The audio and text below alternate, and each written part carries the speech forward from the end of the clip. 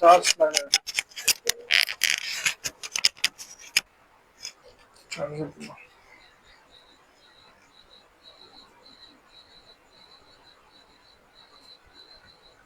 নমস্কার, আমি ভালো আছি। আপনারা হয়তো ভালো আছেন। দিনাজপুর থেকে জেবা ইয়াসমিন। শোনা যায় এবার?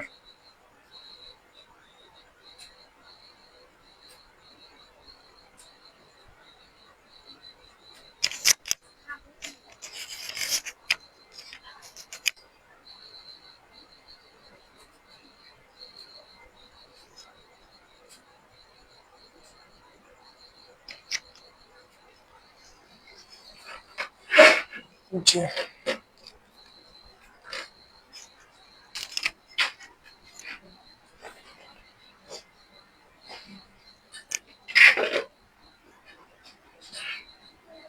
না এটা চলবে না।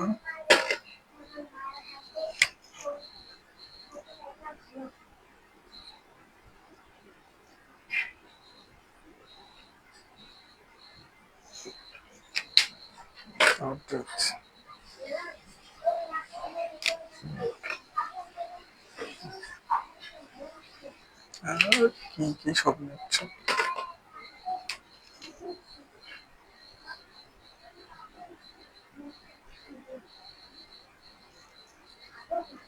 নিও ক্লাসিজম, ঠিক আছে।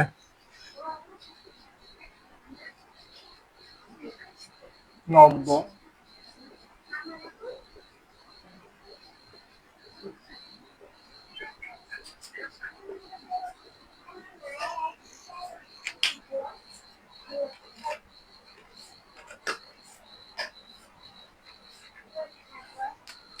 নব্য ধ্রুপদীবাদ যেটাকে বলছি আমি। তো ধ্রুপদী আগে ছিল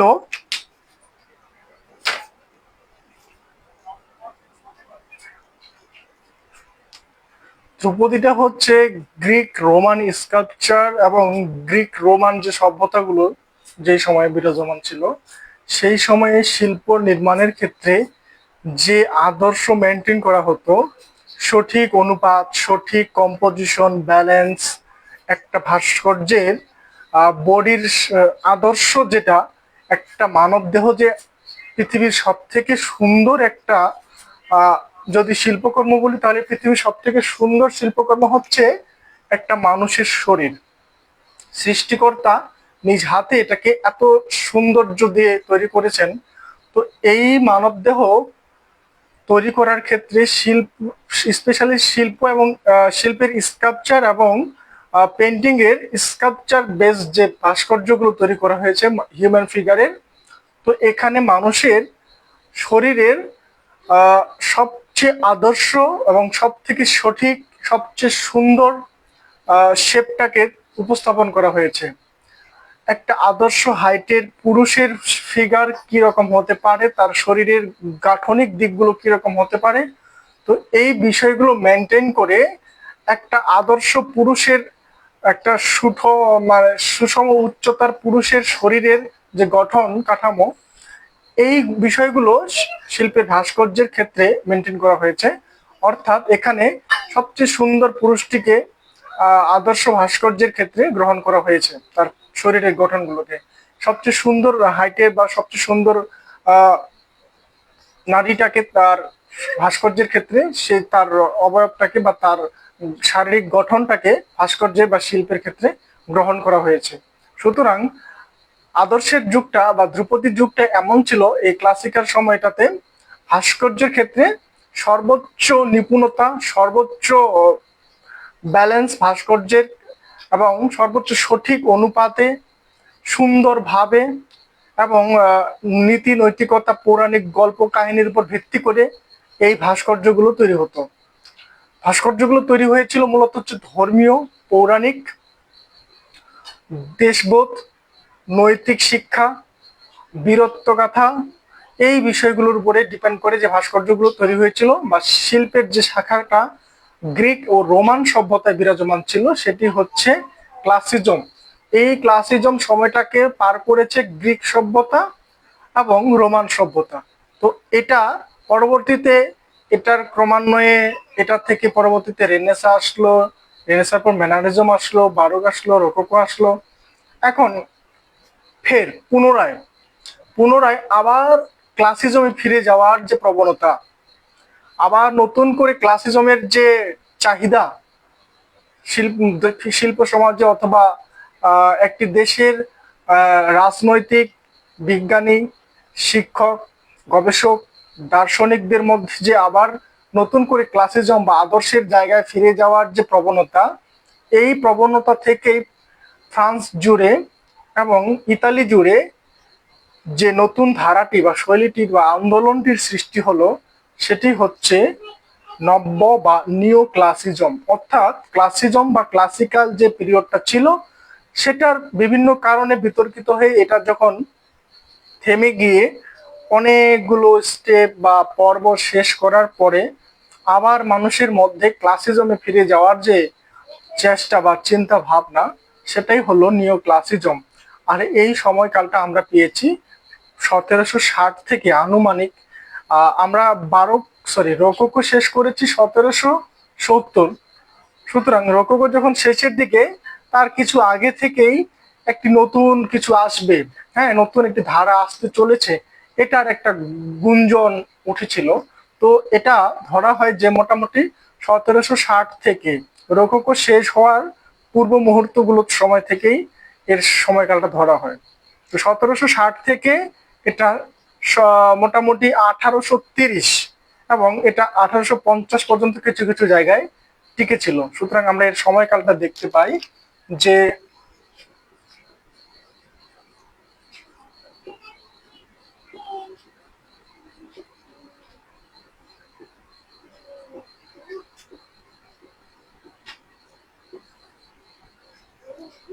এটা হলো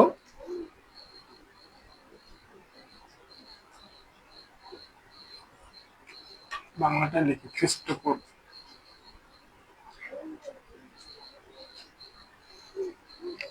এটা হলো নিও ক্লাসিজমের সময়কাল।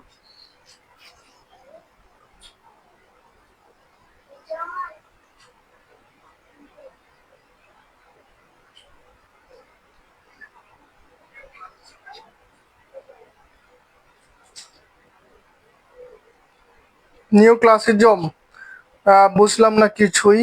মোসাম্মদ কোহিনুর আক্তার বলেছেন কিছুই বুঝলেন না উনি। ক্লাসিক্যাল পিরিয়ড, গ্রিক এবং রোমান।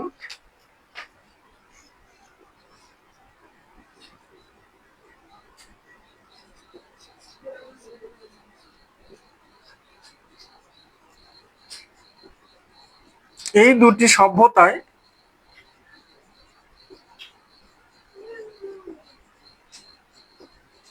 ক্লাসিক্যাল বা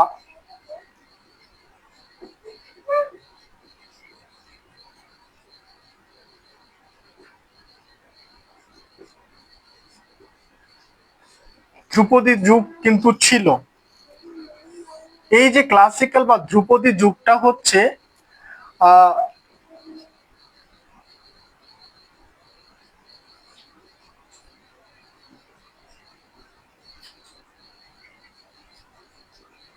এটাকে আমরা আদর্শ যুগও বলতে পারি।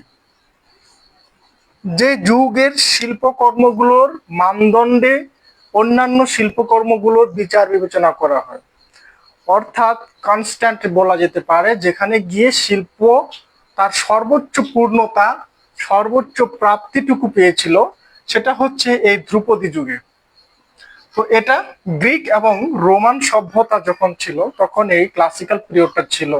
সেই সময়ে যে ভাস্কর্য বা শিল্পের যে আহ, নমুনাগুলো আমরা দেখি, যে নমুনাগুলো পাই, সেটা হচ্ছে একেবারে সঠিক প্রপোর্শনের আদর্শ সুন্দর সুন্দর এবং আদর্শ সৌন্দর্যের মানব ফিগার বা হিউম্যান ফিগার, সেটা ভাস্কর্য তৈরি করেন অথবা আপনি পেন্টিং করেন, সেটা সঠিক অনুপাতে করতে হবে। আপনি অবশ্যই এই ক্লাসিক্যাল বৈশিষ্ট্যগুলোই হচ্ছে ধর্মীয় বিষয়বস্তুকে উপস্থাপন করতে হবে, পৌরাণিক ঘটনাগুলোর বিষয়বস্তুগুলো উপস্থাপন হবে, কোনো একটি দেশের বীর বীর অথবা দেশপ্রেমিক এই রকম যে ব্যক্তিত্ব ওগুলো ছিল, তাদেরকে চিত্রকর্মে বা শিল্পকর্মে ফুটিয়ে তুলতে হবে, অর্থাৎ নীতির শিক্ষা, নৈতিকতার শিক্ষা, ধর্মীয় ঘটনা, পৌরাণিক ঘটনার বর্ণনা, এই বিষয়গুলো ছিল ক্লাসিক্যাল ধ্রুপদী শিল্পকলার বিষয়বস্তু।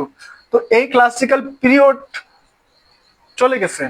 চলে যাওয়ার অনেক পরে যখন আবার আহ, শিল্পী জগৎ অথবা সাধারণের মধ্যে নতুন করে আবার ক্লাসিক্যাল পিরিয়ডে ফিরে যাওয়ার চিন্তা ভাবনা, আপনার একটা ক্লাসিক্যাল পিরিয়ড চলে গেছে, আবার নতুন করে যখন পুনরায় আবার নতুন ক্লাসিক্যাল পিরিয়ড আসবে, সেটাকে আমরা কি বলবো? নতুন ক্লাসিক্যাল পিরিয়ড। পুরনো ক্লাসিক্যাল পিরিয়ড চলে গেছে, ওইটা মেন ক্লাসিক্যাল পিরিয়ড ছিল, আবার নতুন যে ক্লাসিক্যাল পিরিয়ড আসলে এটাকে নতুন ক্লাসিক্যাল পিরিয়ড বলা হবে। এই নতুন ক্লাসিক্যাল পিরিয়ডটাই হচ্ছে নব্য বা নিও ক্লাসিজম। ঠিক আছে, অর্থাৎ এটাকে নতুন ধ্রুপদী যুগ হিসেবে আখ্যায়িত করা হয়ে থাকে। এখানে নিও অর্থ নতুন, আর ক্লাসিজম অর্থাৎ ধ্রুপদী।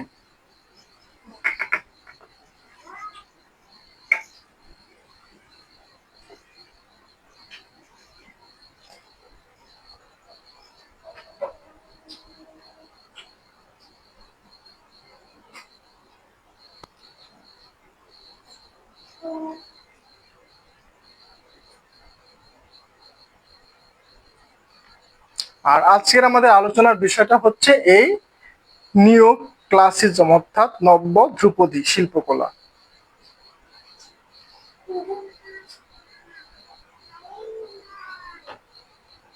আর কোনো প্রশ্ন?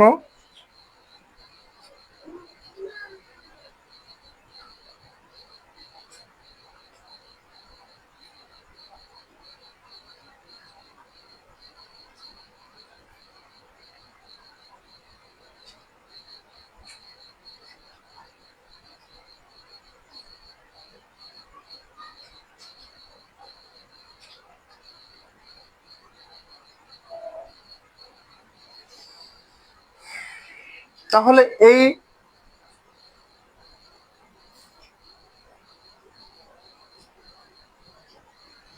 ক্লাসিজম, নিও ক্লাসিজম বোর্ডে লেখা কি ভুল ছিল? আচ্ছা, তো নিও ক্লাসিজমের সময়কালটা আমরা পেলাম 1760 থেকে 1830 সাল পর্যন্ত। এটা হয়েছিল ইতালি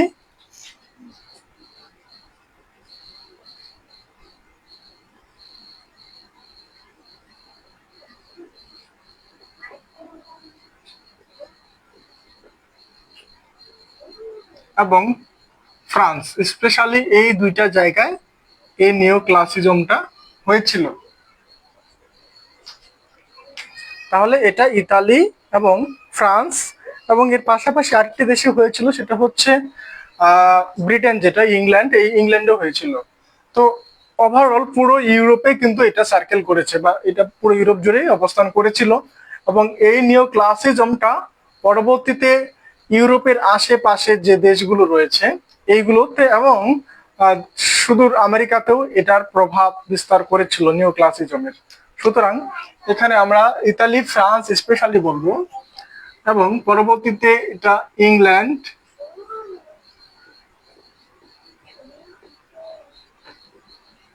এবং ইউএসএ, যেটা ইউনাইটেড স্টেট অফ আমেরিকা পর্যন্ত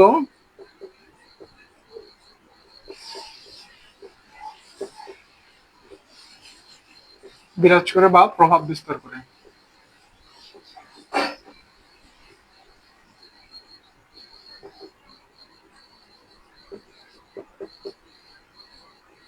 আর এই মুভমেন্টগুলো, আর্ট মুভমেন্টগুলো মোটামুটি যেটা ফ্রান্স কেন্দ্রিক হয়েছে, এটা ওভারঅল ইউরোপটাকে কভার করেছে এই আর্ট মুভমেন্টগুলো প্রত্যেকটাই।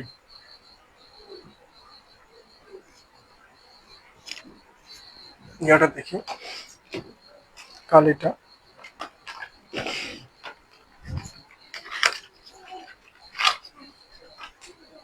একটু ইঙ্ক।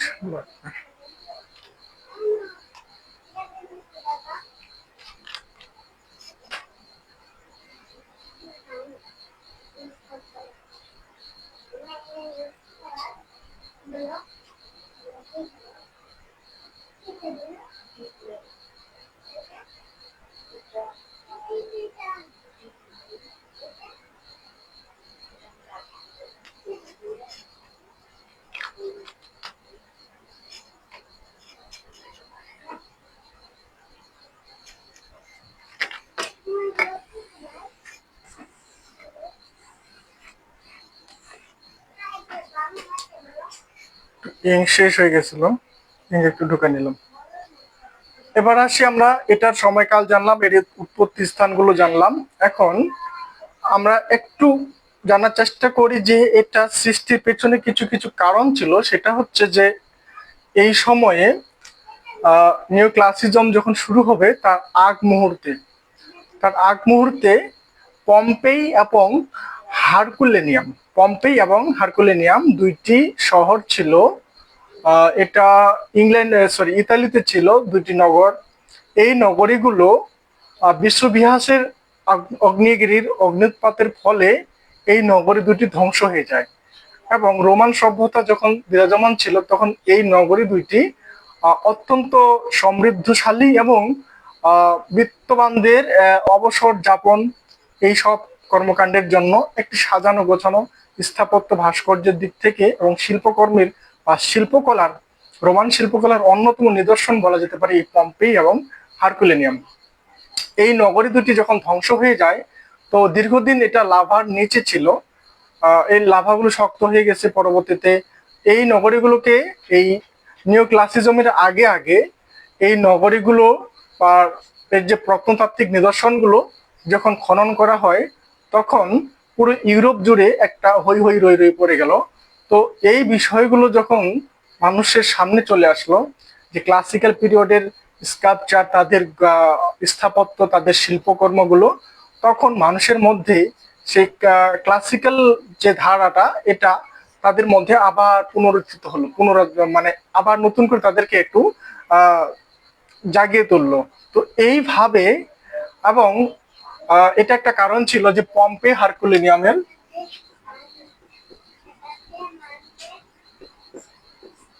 পম্পেই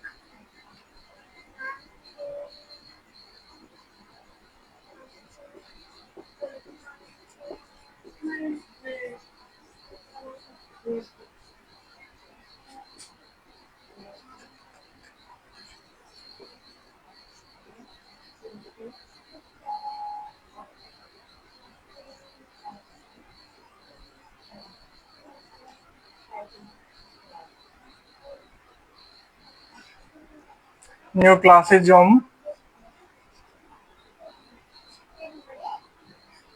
কে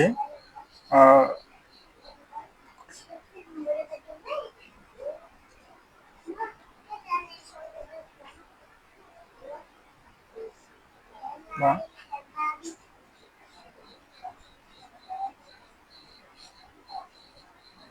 প্রাণিত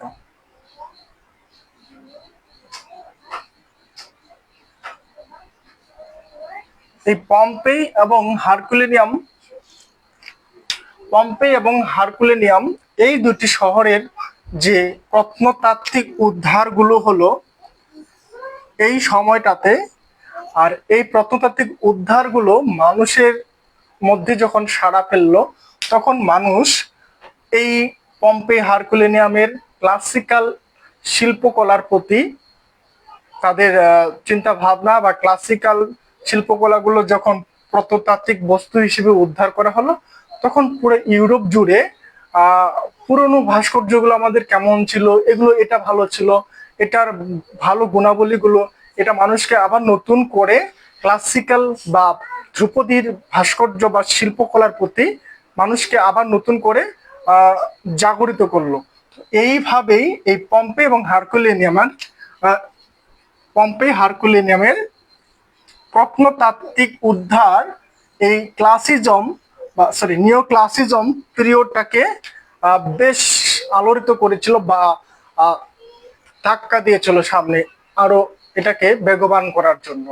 তো এটা হলো একটা বিষয় যে নিও ক্লাসিজম সৃষ্টির বা এটাকে ত্বরান্বিত করার জন্য বা এটাকে কি বলে এটাকে নিও ক্লাসিজমটাকে একটু তুলে ধরার জন্য এই প্রত্নতাত্ত্বিক উদ্ধারটা অত্যন্ত গুরুত্বপূর্ণ ভূমিকা পালন করেছিল।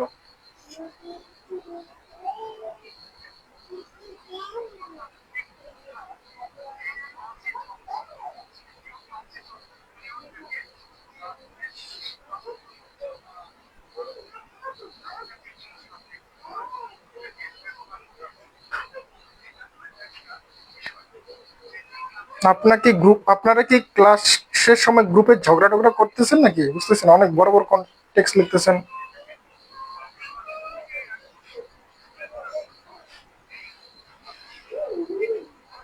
আমাকে নিয়ে কিছু হয়েছে গ্রুপে?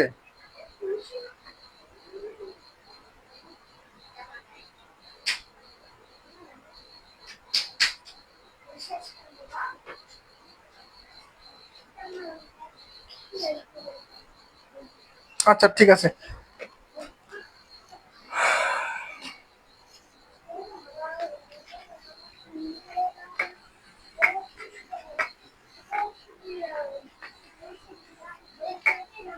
তাহলে এই পম্পেই এবং হারকুলিনিয়াম যে নগর সভ্যতা বা শহর ভিত্তিক যে সভ্যতাটা ইতালিতে রোমান সভ্যতার সময়ে ছিল, যেটা কি বলে এটাকে বিসুভিয়াস, যেটা ইতালির হচ্ছে একটা হৃৎপিণ্ড বলা যেতে পারে, যেটা মাঝে মধ্যেই কি যেন হয়। তো সেই সময় হয়েছিল এই অগ্নিগিরির অগ্নি উৎপাতের ফলে এর যে লাভা, এই লাভা পুরো শহর দুটোকে একবারেই ধ্বংস করে দিয়েছিল।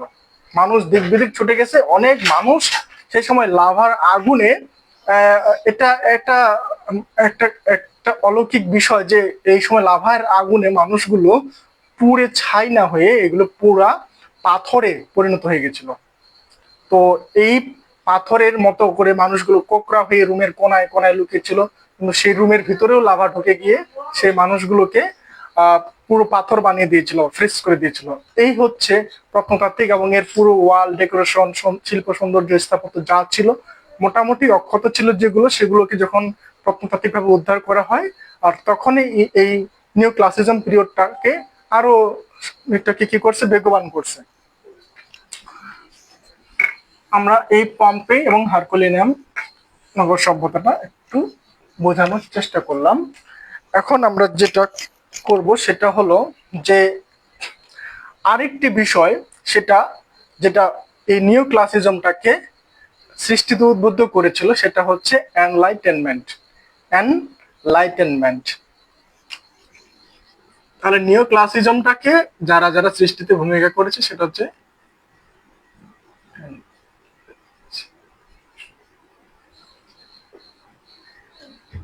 এনলাইটেনমেন্ট। এটাকে এটার বাংলা অর্থটা এরকম দাঁড়ায় যে আলোক আলয় বা আলোকায়ন। ঠিক আছে।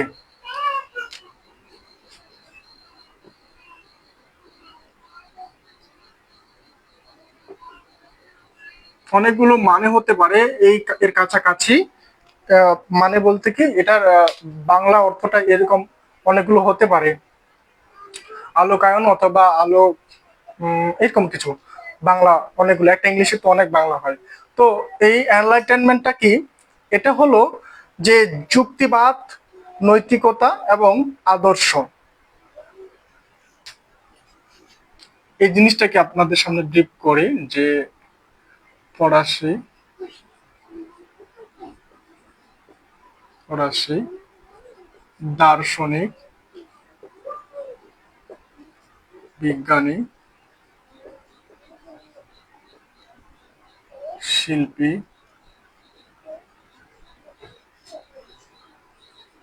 রাজনৈতিক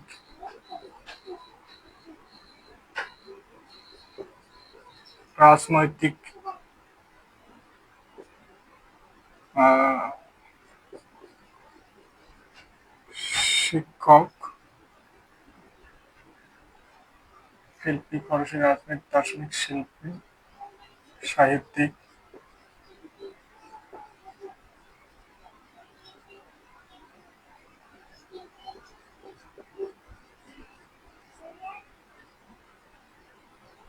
এটাকে বলে হচ্ছে বুদ্ধিজীবী যারা।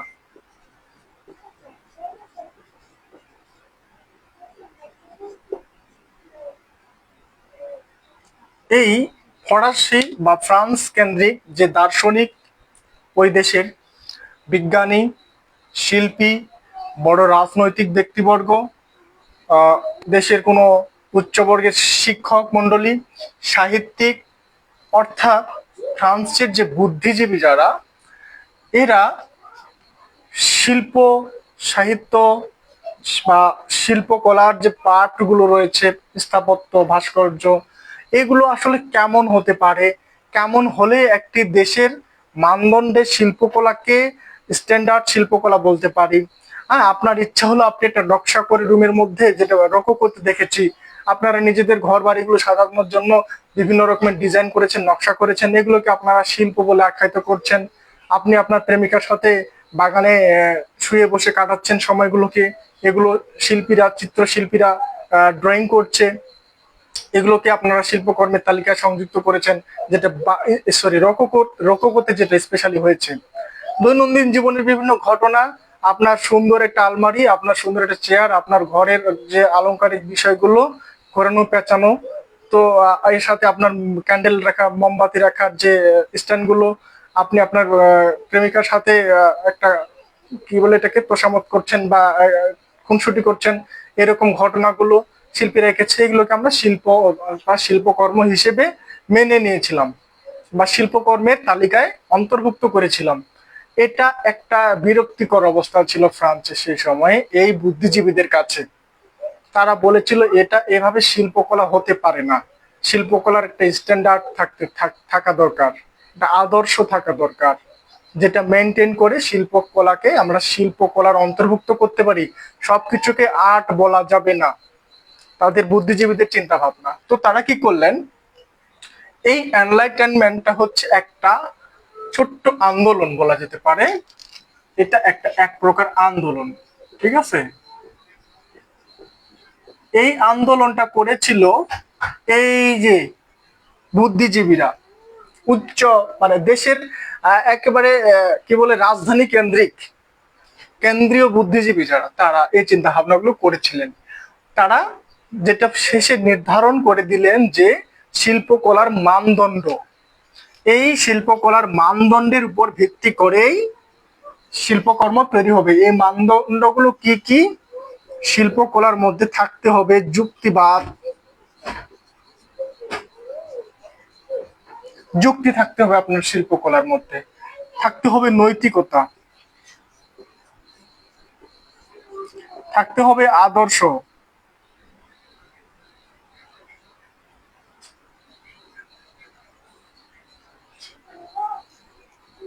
থাকতে হবে আহ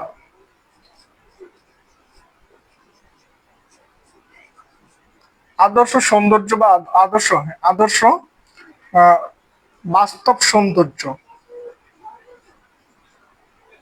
বাস্তব সৌন্দর্য থাকতে হবে শিল্পকলার মধ্যে। অবাস্তব কোনো কিছু করা যাবে না।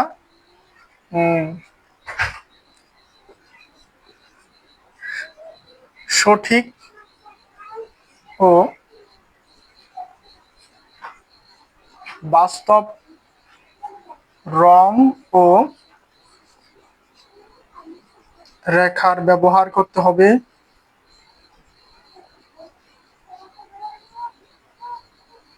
এটা ইতিহাস,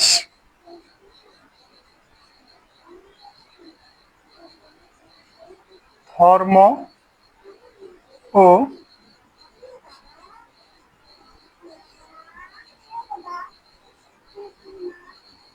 পৌরাণিক শিক্ষা প্রদান। অর্থাৎ এই বুদ্ধিজীবীরা এই ছোট্ট আন্দোলনটা দিয়ে ফ্রান্স জুড়ে এটা প্রতিষ্ঠা করার চেষ্টা করলেন যে শিল্প তখনই হবে যখন এই শিল্পের মধ্যে যুক্তি থাকবে, লজিক থাকবে, নৈতিকতা থাকবে, এটার মধ্যে একটা আদর্শ থাকবে, ঠিক আছে। এটা বাস্তব সৌন্দর্য হবে, সর্বোচ্চ সৌন্দর্য উপস্থাপন করতে হবে। এটার মধ্যে কোনো রকমের চঞ্চলতা, নাটকীয়তা, যেটা রোককোতে দেখেছি ইচ্ছা মতো বিকৃত করা, এই সবার চলবে না। ঠিক আছে, এটা সঠিক বাস্তব রং ব্যবহার করে এটাকে করতে হবে। এটা রেখার ব্যবহারগুলো হবে একবারে সাবলীল, স্পষ্ট রেখা, এবং এর ইতিহাস থাকবে একটা, এটা একটা ব্যাকগ্রাউন্ড থাকবে, ঐতিহাসিক ঘটনা বলবে, ঐতিহাসিক ঘটনার প্রেক্ষাপটে এগুলো রচনা হবে বা তৈরি হবে, এবং এটি ধর্মীয় পৌরাণিক শিক্ষা প্রদান করবে, যেটা নৈতিক শিক্ষার মধ্যেই পড়ে।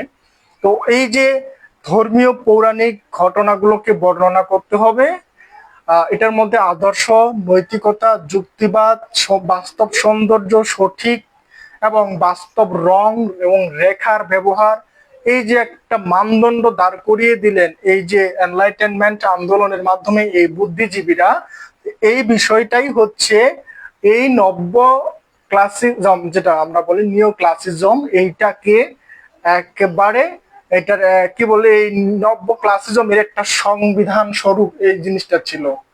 তো এই জ্ঞানী ব্যক্তিরাই মূলত হচ্ছে নব্য ক্লাসিজমটাকে ভালো মতো এর দিকগুলোকে তারা নির্দেশ করে দিয়েছে, সেই দিক অনুযায়ী এই শিল্পকর্ম যেতে হবে।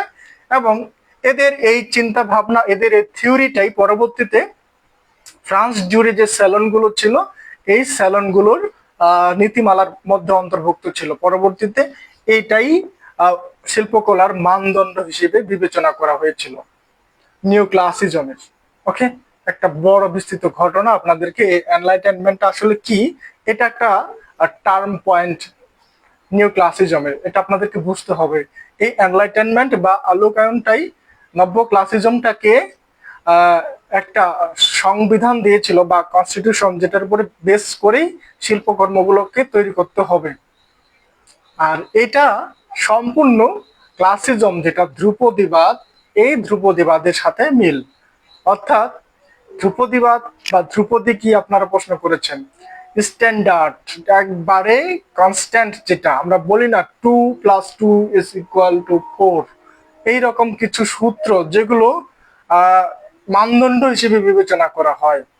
আপনার শিল্পকর্মটি কি আদৌ সঠিক শিল্পকর্ম হয়েছে নাকি হয়নি, এটার কোথায় ভুল হয়েছে কোথায় ঠিক হয়েছে, এটা আমরা কিভাবে বিবেচনা করবো, যেটা ভুল হলো কি ঠিক হলো। এটার একটা বেসিক মানদণ্ড আছে না, যে মানুষের ফিগার রাখতে গেলে যেমন 7.5 বা এটা তার মাথার যে হাইট, এটার সাথে তারপরে পুরো 7.5 ভাগ হয় বা 8 ভাগ হয়, এই যে মানদণ্ডটা।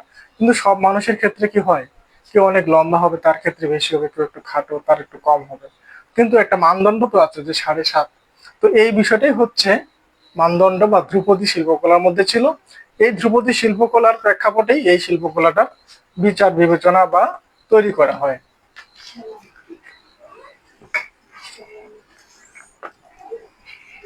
প্রশ্ন হচ্ছে স্যালন কি? স্যালন হচ্ছে ফ্রান্সের বুদ্ধিজীবী,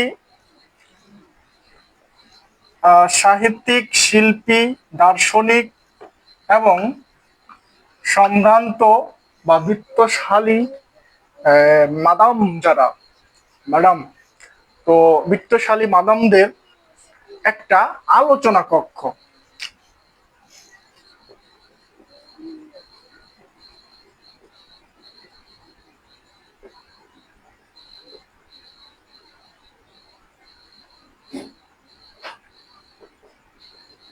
এখানে বুদ্ধিজীবীরা হচ্ছেন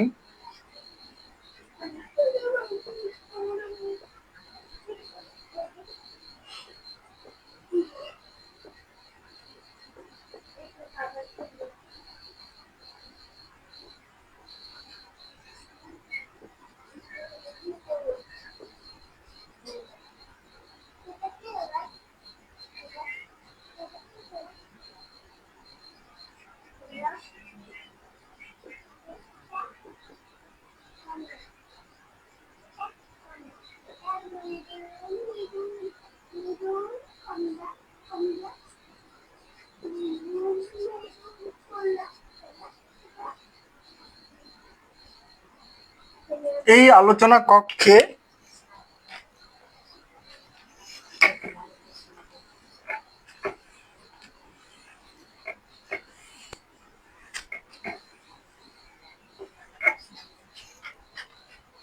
এই আলোচনা কক্ষে একটি দেশের এগুলো একটি দেশের মধ্যে বেশ কয়েকটা ছিল, এটা 2টা 4টা 5টা 7টা হতে পারে।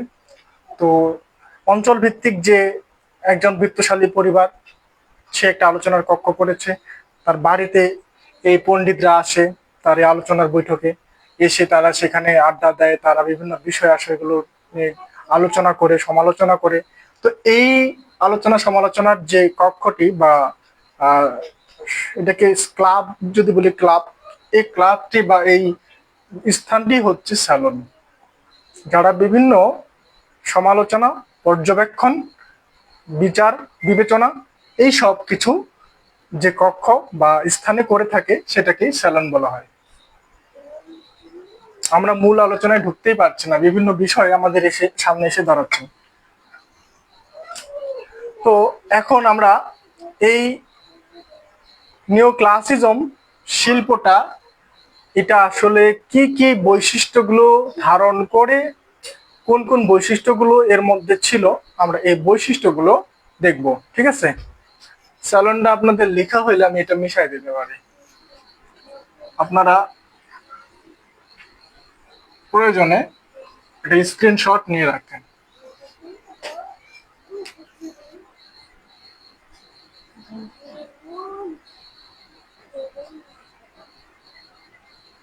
বৈশিষ্ট্য 1,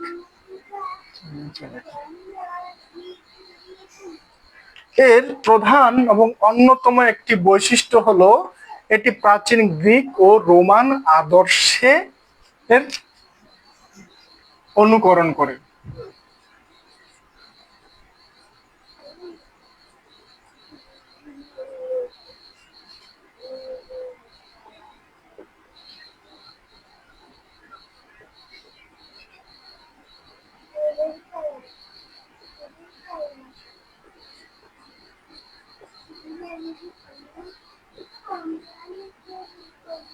এটাই হলো তার একমাত্র প্রথম ও প্রধান বৈশিষ্ট্য। এই জিনিসটাই বুঝলে আপনারা ধ্রুপদী এবং নব্য ধ্রুপদী বিষয়টা বুঝতে পারবেন। স্বাধীনতা হয়েছে বাংলাদেশের, কিন্তু আমরা কি পেয়েছি? আমরা আরেকটি নতুন স্বাধীনতা পেয়েছি, এই হলো বিষয়। তো ধ্রুপদী শিল্পকলা হয়ে গেছে পৃথিবীতে, যেটা গ্রিক রোমান কেন্দ্রিক। এই শিল্পকলার আদর্শে নতুন করে তার প্রতিফলন, সেটাই হচ্ছে নিও ক্লাসিজম। আবার বললাম, তো এটার অনুকরণটাই ছিল 1 নম্বর বৈশিষ্ট্য। ভাস্কর্য শিল্পকলায় বা ড্রয়িং এ, পেন্টিং এ, স্কাল্পচারে, স্থাপত্যে সব জায়গাতেই প্রাচীন গ্রিক রোমানের স্থাপত্য, ভাস্কর্য, চিত্রকলার বৈশিষ্ট্যগুলো অবশ্যই মেনটেন করে এই শিল্পকলাতে করা হয়েছে। সালাউদ্দিন কাদের মতো হচ্ছে নাকি কথাবার্তা বলা আবার? আচ্ছা, দ্বিতীয় বৈশিষ্ট্যে আসি। এখানে দ্বিতীয় বৈশিষ্ট্যে থাকবে যুক্তিবাদ, শৃঙ্খলা, ভারসাম্য এবং হ্যাঁ, ভারসাম্য বলতেই তো ব্যালেন্স বোঝায়। যুক্তিবাদ,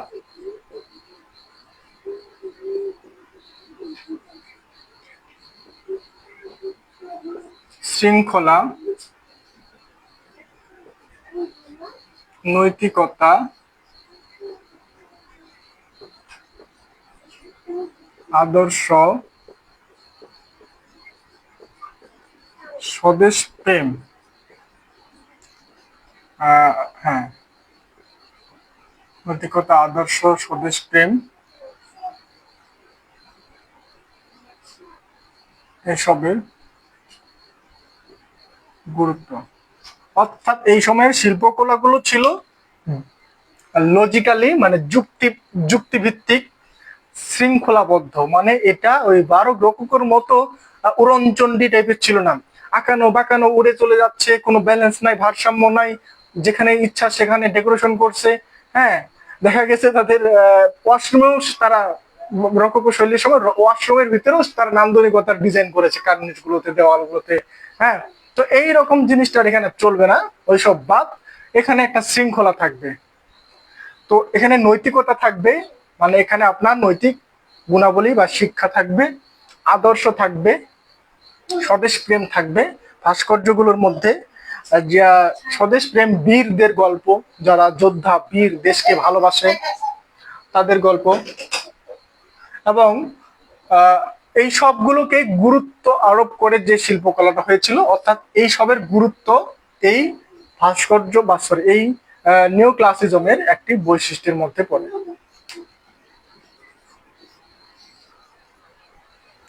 আর লিখেছেন 3 নম্বর বৈশিষ্ট্যটা বলি। 3 নম্বর বৈশিষ্ট্যটা হচ্ছে নিখুঁত অঙ্কন এবং স্পষ্ট রেখার ব্যবহার হয়েছিল।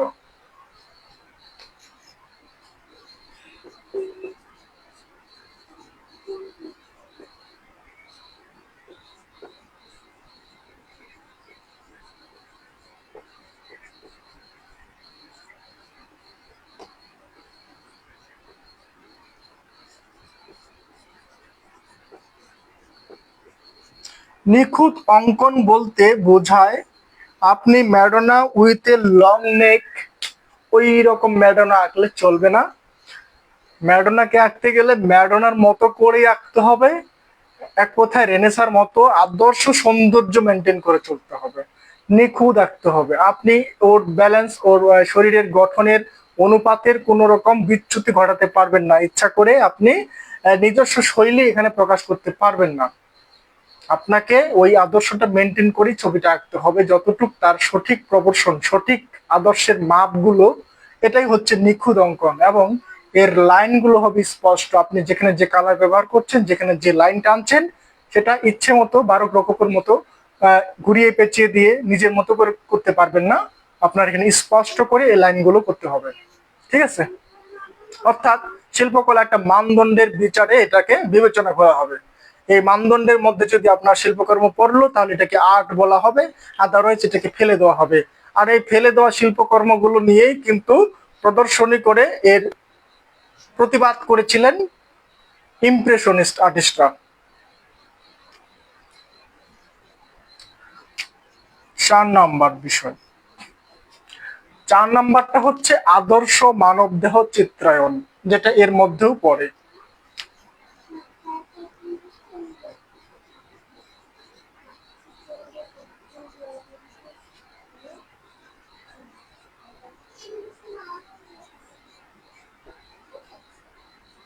আদর্শ মানবদেহ চিত্রায়ন অর্থাৎ মানবদেহের আহ ছবি যখন আপনারা আঁকছেন বা শিল্পীরা যখন আঁকছে, এটার আদর্শটা একটা শিশুর যে গঠন গঠন আর গাঠনিক বিষয় আশয়গুলো থাকে, একটা নারীর ক্ষেত্রে যেমন থাকবে, একটা যোদ্ধার ক্ষেত্রে কেমন থাকবে, একটা বয়োজ্যেষ্ঠ লোকের ক্ষেত্রে কেমন থাকবে, এই বিষয়গুলো মেনটেন করা হয়েছে, ঠিক আছে? 4টি বৈশিষ্ট্য গেল। আরেকটি হচ্ছে আহ সংযত এবং উজ্জ্বল প্রাকৃতিক রং ব্যবহার করা হয়েছিল।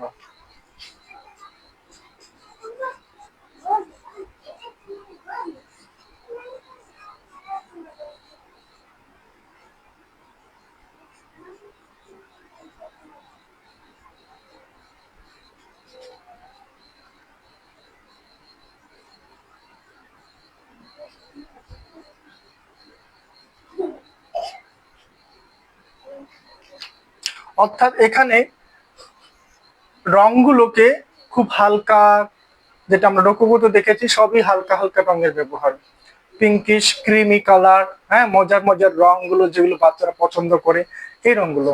আবার তার আগের যে শিল্পগুলোতে দেখেছি, সেগুলোতে দেখেছি যে পিছনের ব্যাকগ্রাউন্ডের কালার গুলো তারা নিজেদের মতো করে ইচ্ছা মতো কালার দিয়েছে। কেউ কেউ শিল্পী একই কালার বারবার ব্যবহার করার চেষ্টা করেছে, কিন্তু এখানে ওই জিনিসগুলো কিছুটাই চলবে না, বললাম না সম্পূর্ণটাই এটা বিচার বিবেচনার মধ্যে পড়বে, এটাই হলো বিষয়।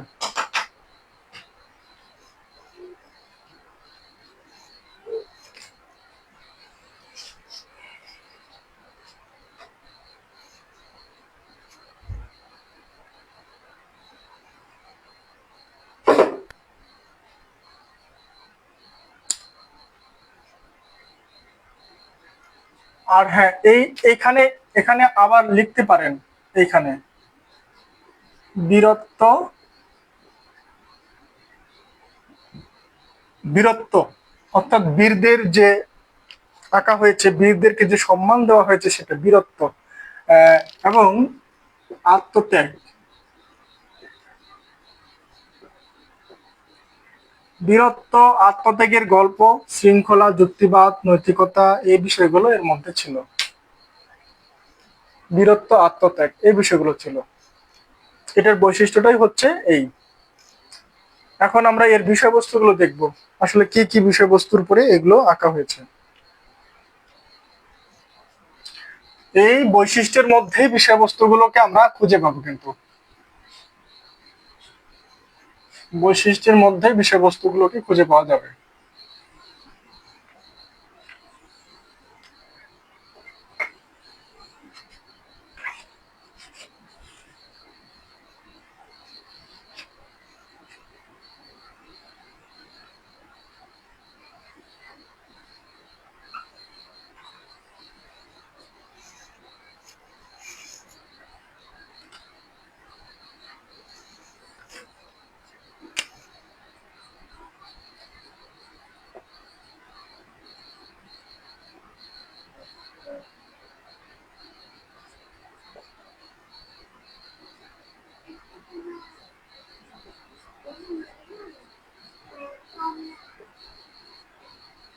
পৌরাণিক ঘটনা বা বিষয়।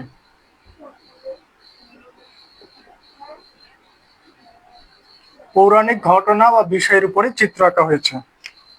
এই সময়ে পৌরাণিক যে ঘটনা, এটা একটা প্রথম বৈশিষ্ট্য বা বিষয়বস্তু যদি বলি, এই বিষয়বস্তুগুলোকে তারা সিলেক্ট করেছিল। আপনি আপনার আশেপাশে দেখা যেটা আমরা দেখেছি যে ইমপ্রেশনিজমে যা দেখছে তাই আঁকছে, এমনটা হলে চলবে না।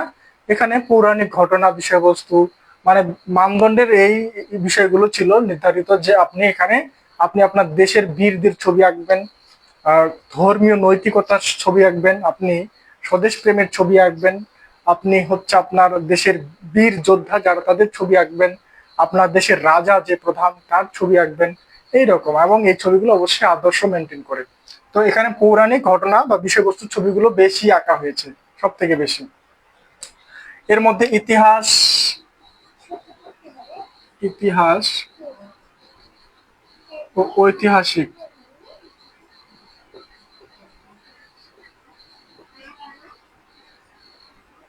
চিত্র, ইতিহাস এবং ঐতিহাসিক যে ছবিগুলো, একটি দেশের ইতিহাস ভিত্তিক ছবি এবং ঐতিহাসিক বিভিন্ন ঘটনা, ওই ঘটনাগুলোর ছবি আঁকা হয়েছে এখানে। ঠিক আছে।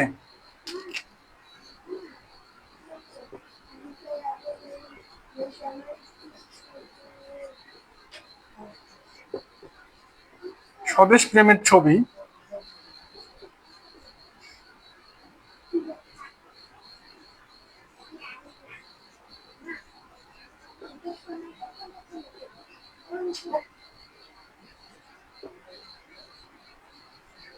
ছবির বিষয়গুলো ছিল এগুলো: নৈতিক শিক্ষার ছবি,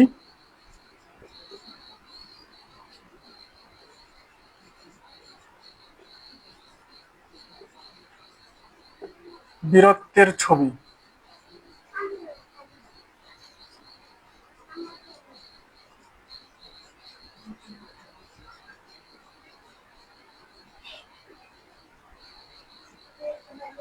এবং আদর্শ সৌন্দর্যের উপস্থাপন,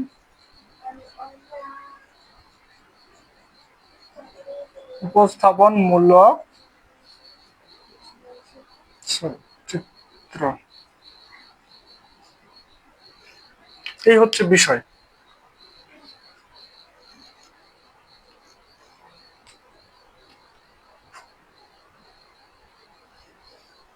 কালীগঞ্জ থাকে না।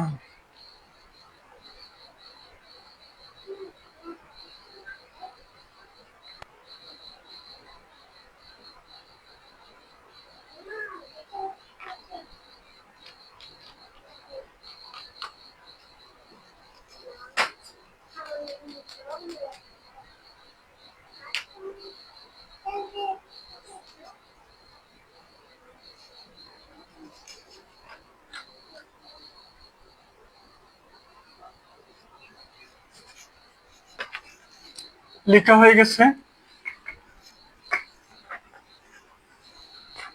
বিষয়বস্তু, বৈশিষ্ট্য, ছবি বা শিল্পকর্ম, শিল্পী, দুই একটি ভাস্কর্য, বিখ্যাত একজন ভাস্কর্য, দুই একটা স্থাপনা বা স্থাপত্য যে নিদর্শন। শিল্পকলায় এই তিনটাই হচ্ছে প্রধান আলোচনার বিষয়। এখানে শিল্পকর্ম বা চিত্রকলা যেটা, দুই একজন স্পেশাল আর্টিস্ট, কয়েকটি স্কাল্পচার এবং কয়েকটি স্থাপনা যদি থাকে সেই শৈলী বা ধারার, এটাই হচ্ছে আলোচনা করতে হবে। এখন আমরা এটার প্রধান শিল্পী তিনজন আর্টিস্টের মোটামুটি ফ্যামিলিয়ার, তিনজন আর্টিস্ট, আমরা এই তিনজন আর্টিস্টগুলোর শিল্পকর্ম, শিল্পী, এর অন্যতম প্রধান এবং গুরুত্বপূর্ণ একজন শিল্পী হচ্ছেন যিনি এই ধারার প্রথম দিকের শিল্পী এবং খুব ভালো মানের কাজ করেছেন, তিনি হচ্ছেন লুই ডেভিড। ঠিক আছে, Louis David, Louis David, Louis David. তার দুইটি শিল্পকর্ম আমরা দেখব। লুই ডেভিডের যে দুটি শিল্পকর্ম রয়েছে, ওথ অফ দ্য হোরাপ্তি, অর্থাৎ বীরদের শপথ,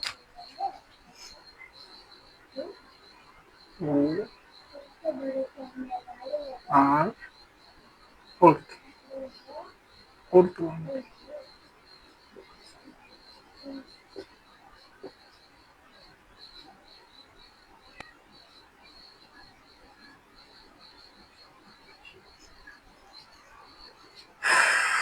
ও এ, আচ্ছা এটা বানানটা একটু ভুল হয়ে গেছে, ঠিক আছে।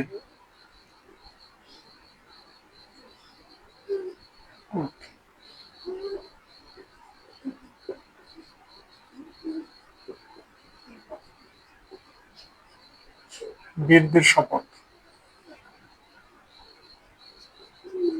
এটা একটা অফ দ্য হঠাৎ। আর একটা হচ্ছে the death of Socrates.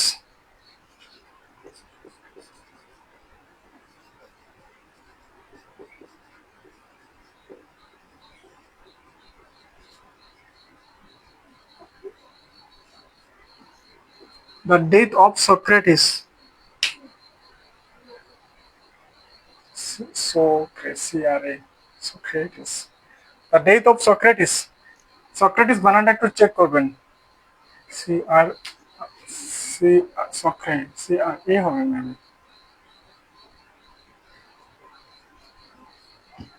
The death of Socrates,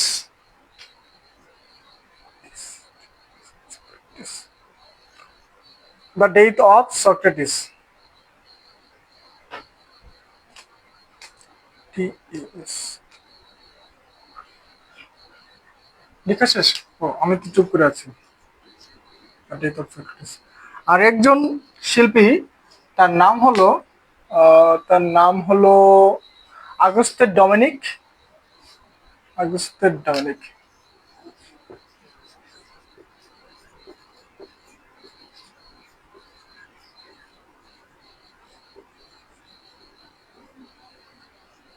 আগস্তের Dominique,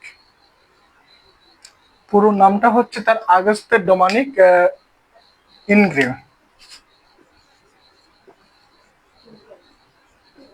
আগস্তের Dominic ইনগ্রে। এই আগস্তে ডোমিনিক ইনগ্রে এই শিল্পী হচ্ছে, তার দুইটি বিখ্যাত শিল্পকর্মের জন্য খ্যাতি অর্জন করেছেন। তার মধ্যে একটি অন্যতম ছবি হচ্ছে প্রথম নেপোলিয়ন ও তার সিংহাসন। ঠিক আছে, মানে প্রথম নেপোলিয়ন যিনি, তিনি সিংহাসনের মধ্যে বসে আছেন, রাজকীয় পোশাক পরে, হাতে একটা লাঠি, হ্যাঁ লম্বা একটা দণ্ড নিয়ে, পাশে আরেকটি দণ্ড আছে, কিন্তু একটি লম্বা দণ্ড তিনি সামনে ধরে রয়েছেন, সিংহাসনে যেভাবে একজন রাজা বসে থাকেন। তো এই দৃশ্যটার যে ড্রেস আপটা নেপোলিয়নের, তার এই ড্রেস আপের যে অলঙ্করণ বা এর যে রং দিয়ে যে এটাকে ফুটিয়ে তোলা হয়েছে, অত্যন্ত সুন্দর এবং নিখুঁত কারুকাজগুলো। নিউ ক্লাসিজমের আর্টের কিছু কিছু মানে তাদের ড্রেপারি বা পোশাকের যে কালার গুলো ব্যবহার করা হয়েছে, দেখবেন অত্যন্ত সুন্দর এবং নিখুঁত করে, মনে হচ্ছে একবারে হাত দিয়ে ছুঁয়ে দেখার মতো অবস্থা। তো প্রথম নেপোলিয়ন ও তার রাজকীয় সিংহাসনে।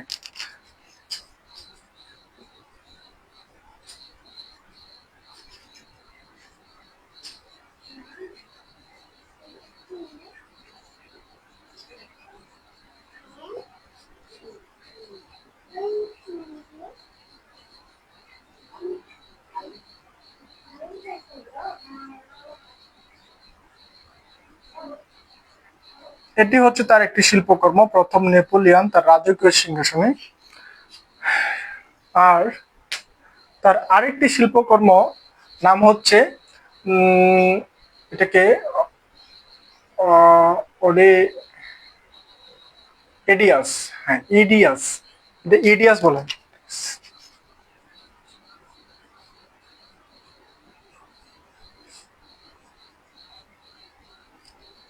এটার নাম হচ্ছে ইডিয়াস অ্যান্ড দ্য স্ফিংস।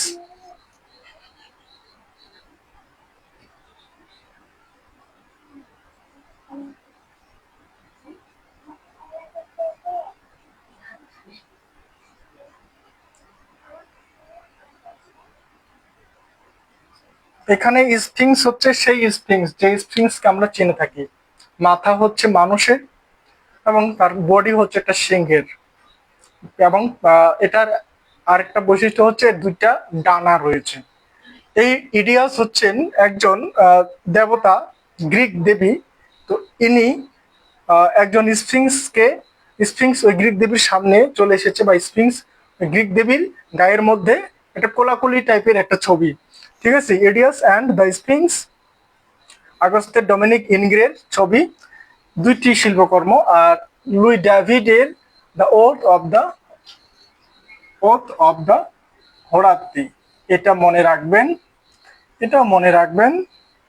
মোটামুটি সবগুলোই মনে রাখার চেষ্টা করবেন, দুইটা মাত্র শিল্পকর্ম, এবং আজকের নামগুলো একটু সহজ সহজ নাম। আগস্টের ডোমিনিক ইনগ্রে, তার হচ্ছে নেপোলিয়নের প্রথম নেপোলিয়নের সিংহাসন, এতটুকু মনে রাখলে চলবে। Oedipus and the springs, Oedipus and the springs, আর উনার হচ্ছে দ্য ডেথ অফ সক্রেটিস আর the oath of the Horatii. এটা একটু গুরুত্বপূর্ণ এবং এই শিল্পীটাও গুরুত্বপূর্ণ।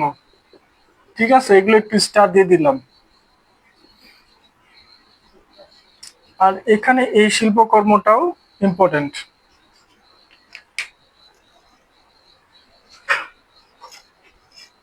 আর জায়গা নাই লেখার মতো। 3 নাম্বার যে শিল্পী, ইনি একজন ফিমেল আর্টিস্ট।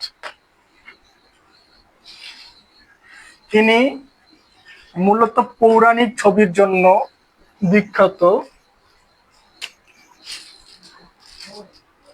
এই শিল্পীর নাম হলো অ্যাঞ্জেলিকা কাউফম্যান।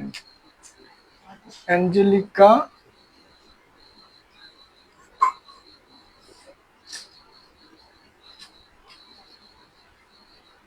অ্যাঞ্জেলিকা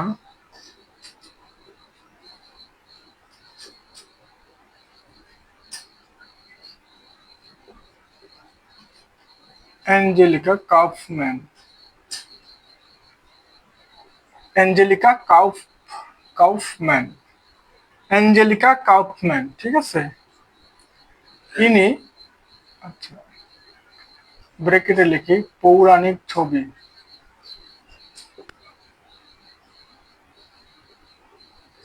পৌরাণিক চিত্র, নারী, আচ্ছা পৌরাণিক চিত্রটা লিখলেই হবে। তিনি মূলত পৌরাণিক ছবিগুলো এঁকেছেন, অ্যাঞ্জেলিকা কাউফম্যান, ঠিক আছে। এই অ্যাঞ্জেলিকা কাউফম্যানের অন্যতম একটি ছবি, আমরা তার একটি ছবির নাম জানবো, সেটা হচ্ছে Cornelia mother of the grace.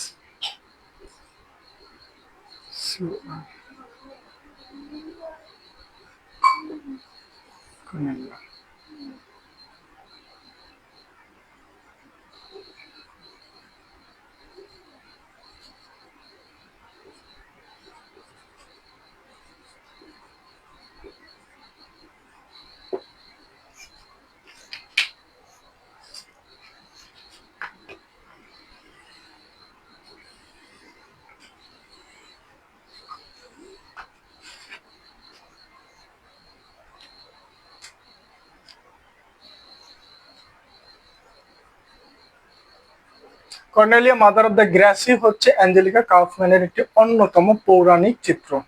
ঠিক আছে।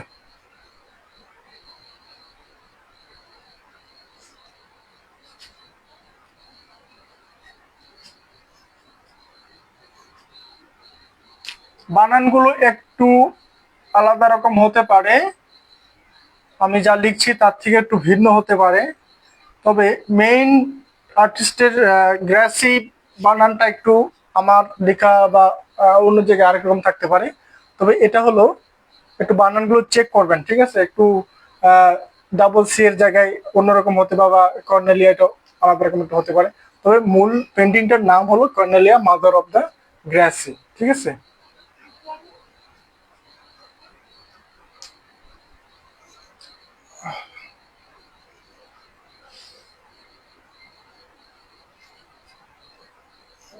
লেখা শেষ।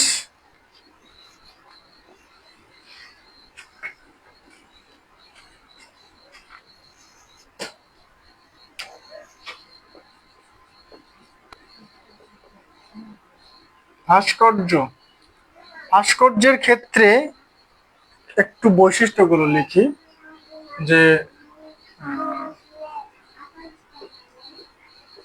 মার্বেল পাথর, আদর্শ সৌন্দর্য,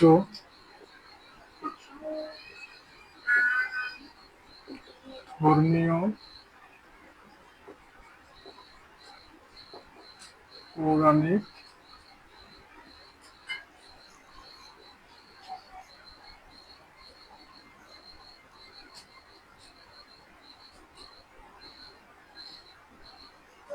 ধর্মীয় পৌরাণিক, হ্যাঁ এই বিষয়। ভাস্কর্যের বৈশিষ্ট্য হচ্ছে এইগুলো, এগুলো ম্যাক্সিমামই মার্বেল পাথরে তৈরি করার চেষ্টা করা হয়েছে। আদর্শ সৌন্দর্য থাকবে, মানব সুন্দর, হ্যাঁ আদর্শ সৌন্দর্যের মধ্যেই পড়বে মানবদের যে আদর্শ মানব দেহ।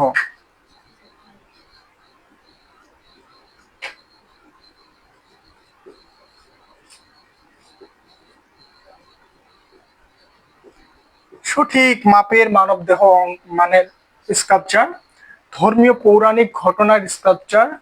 হ্যাঁ, এখানে অবশ্যই যেটা আমরা কালকে দেখেছি, যে কিউপিড, ডানাওয়ালা মানুষ, দেবদূত, এদের ভাস্কর্যগুলো আদর্শ মাপে করা হয়েছে, ছোট্ট ছোট্ট রোককোর মতো করে না, আদর্শ মাপের করা হয়েছে। তো এই হলো ভাস্কর্যের বৈশিষ্ট্যগুলো, এগুলো একটু দ্রুত লিখেন।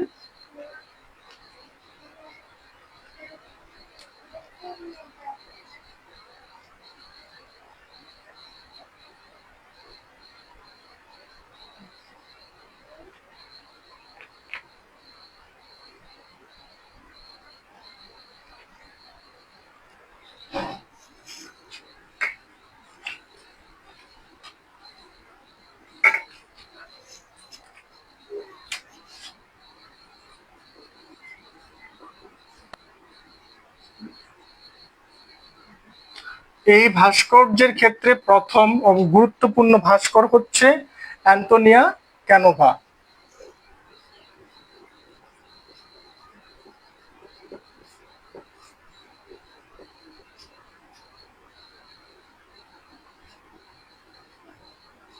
ঠিক আছে। ও অ্যান্টোনিয়া না, শুধু অ্যান্টোনিও, অ্যান্টোনিও ক্যানোভা। এই অ্যান্টোনিও ক্যানোভা একজন গুরুত্বপূর্ণ ভাস্কর।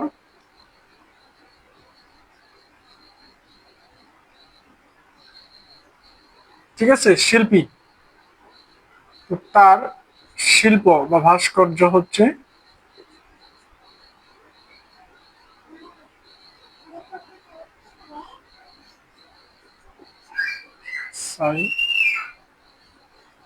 Psyche of psyche. তার অন্যতম ভাস্কর্য হচ্ছে সাইকি, অ্যান্টোনিও ক্যানোভা। ওনার ভাস্কর্য হচ্ছে Psyche Psyche Psyche Psyche revived by Cupid piece. Psyche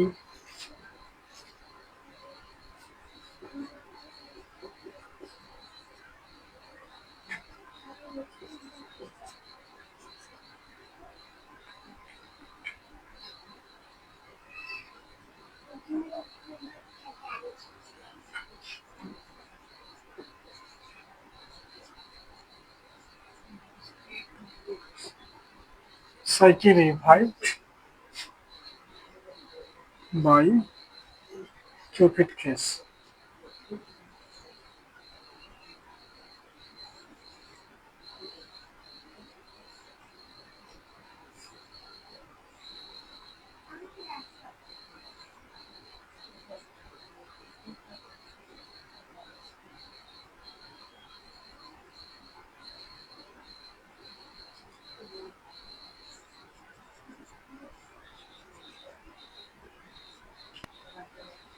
এই ধরনের একটি ভাস্কর্য এটা। পেছনে একজন কিউপিড, হ্যাঁ ইনি একজন কিউপিড। এই কিউপিড এই একটা ফিমেল ফিগারকে ধরে রয়েছে। এই কিউপিড কিন্তু মাথা ঝুঁকিয়ে রয়েছে সামনের দিকে করে।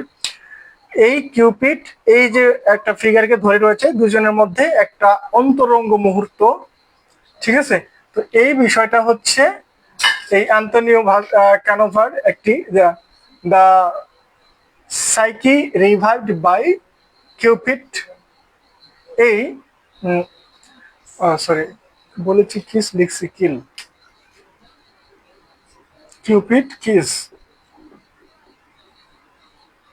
মুখে বলি এক লিখি আরেক।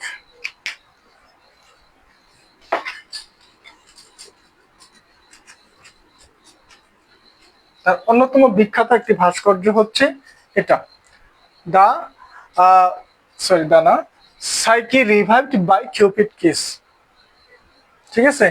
আর দা থ্রি গ্যাসেস,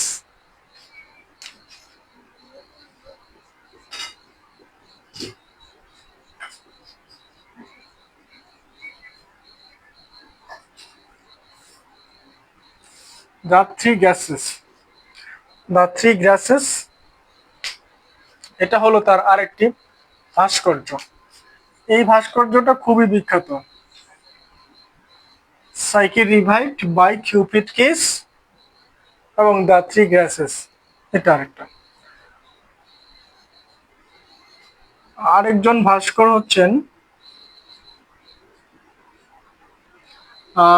ইনিও আমাদের নিও ক্লাসিজমের একজন গুরুত্বপূর্ণ ভাস্কর।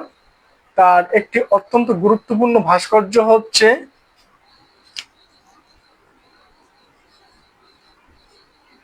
ওনার নাম হচ্ছেন এটা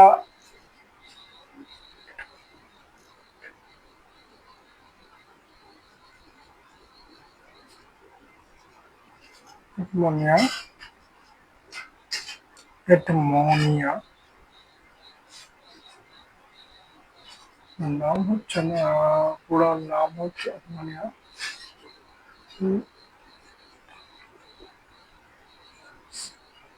লুইস, এডমোনিয়া লুইস।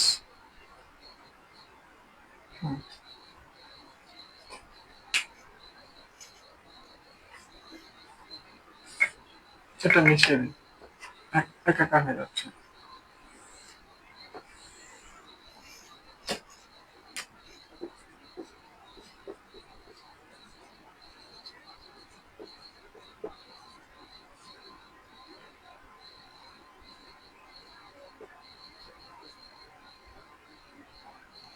লুইস, এই অ্যাডমোনিয়া লুইস হচ্ছে তার বিখ্যাত ভাস্কর্য the death of Cleopatra, the death of Cleopatra, এটার জন্য বিখ্যাত।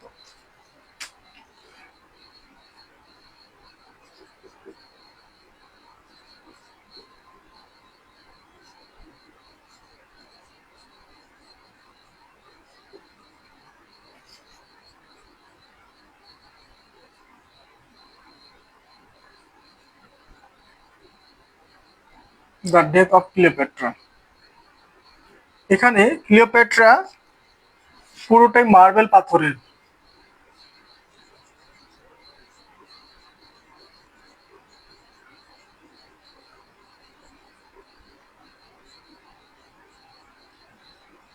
এই ভাস্কর্যগুলোর ম্যাক্সিমামই ছিল মার্বেল পাথরের তৈরি ভাস্কর্য।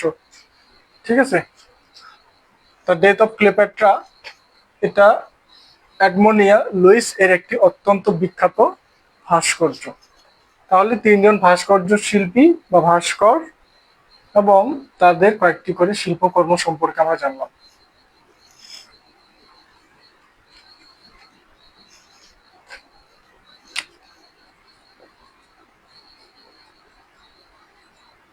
স্থাপত্যের ক্ষেত্রে আমরা যেটা দেখব এটা হচ্ছে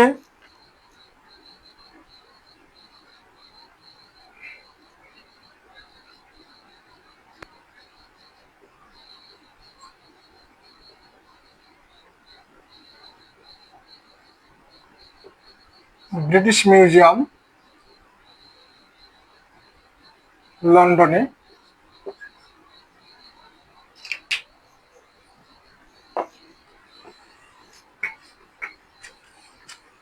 স্থাপত্যের যে বৈশিষ্ট্যটা এই সময় হয়েছিল সেটা হচ্ছে বড় বড় স্থাপত্য, বড় বড় স্থাপনা। হোয়াইট হাউস যেটা ওয়াশিংটন আমাদের কি বলে এটা ইউনাইটেড স্টেট অফ আমেরিকা, মানে মার্কিন যুক্তরাষ্ট্রের যে হোয়াইট হাউস, এবং তাদের আরেকটা বিল্ডিং রয়েছে, এটা হচ্ছে ক্যাপিটাল ভবন।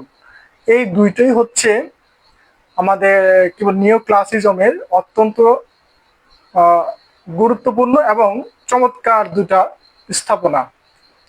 এই স্থাপনা দুটি হয়েছে নিও ক্লাসিজমের যে স্থাপত্য স্টাইল এই ধারায়, অর্থাৎ গ্রিক রোমান বা পম্পেই হারকুলিয়ামের যে স্থাপনাগুলো ছিল, বড় বড় সব ভবন হবে, উপরে একটা গম্বুজের মতো করে থাকবে বা ত্রিকোণাকার ছাদ হবে, এবং এর ভবনের মূল ফটক বা গেটের সামনে মোটা মোটা লম্বা লম্বা খিলান হবে বা পিলার হবে বা খাম্বা হবে যেটাকে বলে। তো এই মোটা মোটা খিলানগুলো অনেক গোলাকার লম্বা এই খিলানগুলো থাকবে সামনের দিকে, এবং এর ছাদটা এইরকম হবে ঠিক।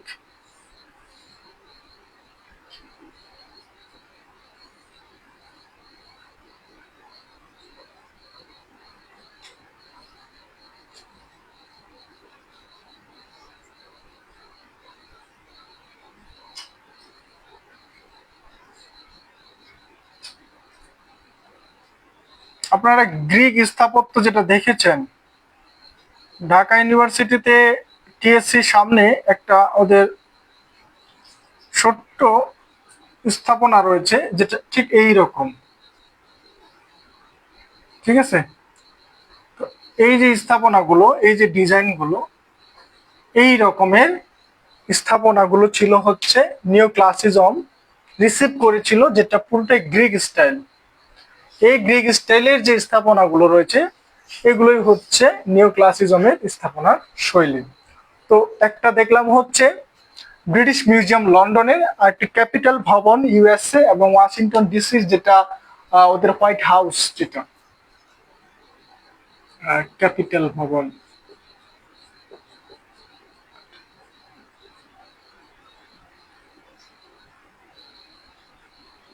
ভবন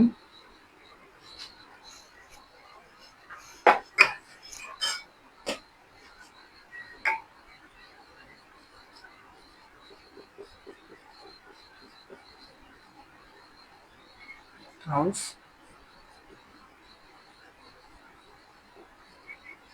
আমেরিকা। তাহলে এই ক্যাপিটাল ভবন, হোয়াইট হাউস আমেরিকার, এ দুটি হচ্ছে নিও ক্লাসিজম ধারার স্থাপনা। ব্রিটিশ মিউজিয়াম, আর আরেকটা পাচ্ছি আমরা হচ্ছে দ্য প্যান্থেনিয়ন।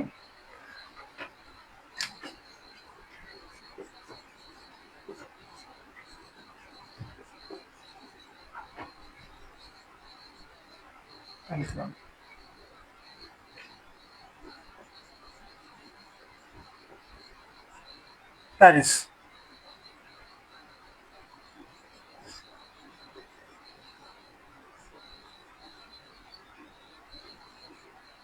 প্যান্থেয়ন, ঠিক আছে, প্যান্থেয়ন এটা হচ্ছে প্যারিসে রয়েছে।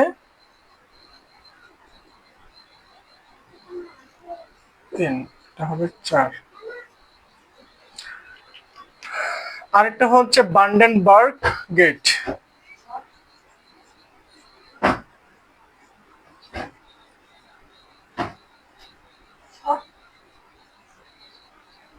এটা বার্লিনে। Brandenburg Gate, Berlin, the Pantheon, White House, Capitol ভবন, ব্রিটিশ মিউজিয়াম, এইগুলো অন্যতম স্থাপত্য যেগুলো হচ্ছে নিউ ক্লাসিজম স্টাইলে। 1.5 ঘন্টা অলরেডি, বাপরে বাপ।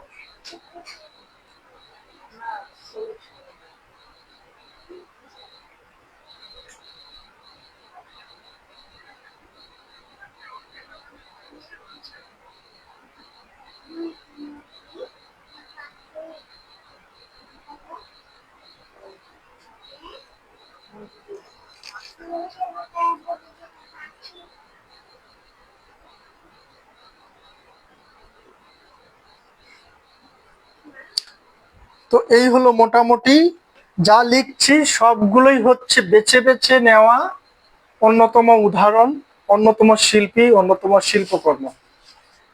নিউ ক্লাসিজম বলতে গেলেই এই শিল্পকর্ম, শিল্পীগুলোর নাম প্রথমেই আসবে কমন। ঠিক আছে।